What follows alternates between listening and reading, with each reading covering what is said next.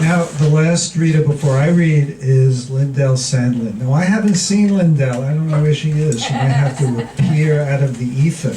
I saw her card on my... She's here. Okay. I assume she's here. So I'm going to introduce her. But Lindell has magical ways, so she might just appear out of the ether. I don't know. Lindell is a recovering Southern Baptist. She writes poetry on topics exploring Mother Nature, politics, religion, dream time, and misadventures in love.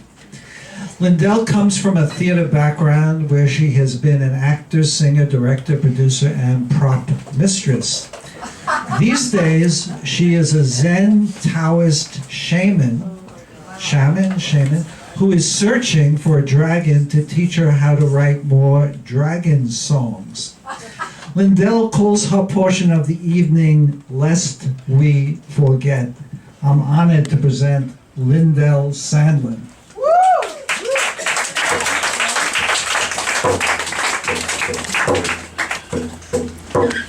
Oh, beautiful, for spacious skies, for amber waves of grain, for purple mountains, majesty, above our fruited plain. America,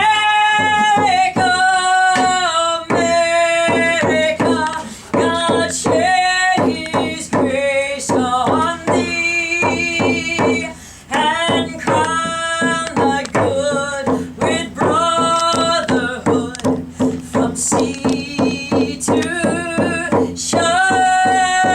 shining sea.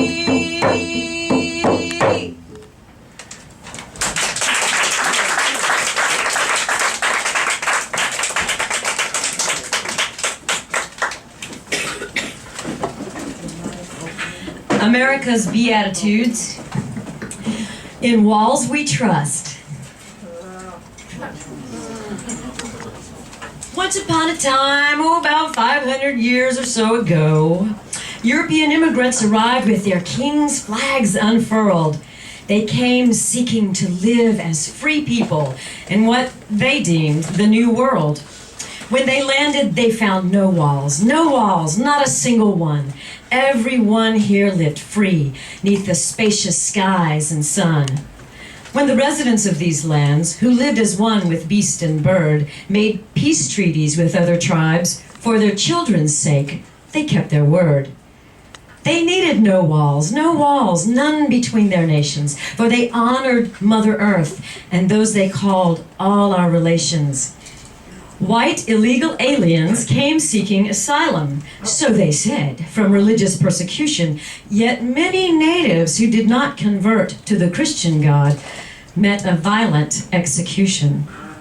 The Christ who said upon the mount, "Yea, blessed are the peacemakers," instead seems to have spawned wall-building soul breakers. Blessed are the merciful, the Lord's holy book proclaimed, yet Catholic priests ordered thousands of Aztecs in a single day to be killed or maimed. Oh, the priests could have built a wall from Mexican people's remains. For in the name of the most merciful Christ, bishops drained even children's veins. In waves and waves, still they came, French, Spanish, English immigrants. Not asking, they simply took over tribal lands and stole our red brothers' inheritance. You who once were told to be pure in heart, did you lose Christ's blessed call? For it seems to justify the means around your heart, you built a stone wall. In the race to avoid the admonition to hunger and thirst after righteousness, our founding fathers trafficked in African people, adding more hypocrisy to the whole greedy mess. From the woeful walls of slave ships to America's crowded concrete block, black mothers have long carried the cry, our children's lives matter, we are not livestock. Woo! As for the meek inheriting the earth, I do not think it came to pass. When Americans flooded west to claim their destiny manifest, they left behind vast herds of buffalo rotting on blood-stained grass. When will our ego ever learn, dear citizens, the more walls we erect to keep out the other, the more we trap ourselves inside until our frightened souls we smother. And here we stand today, descendants of immigrants are we all. Many among us in fear and loathing are lifting up their voices to call, we have to protect America's freedom around our beautiful land, build a great wall. No, I say, fellow Americans, no. Let us build no more walls along our fruited plain.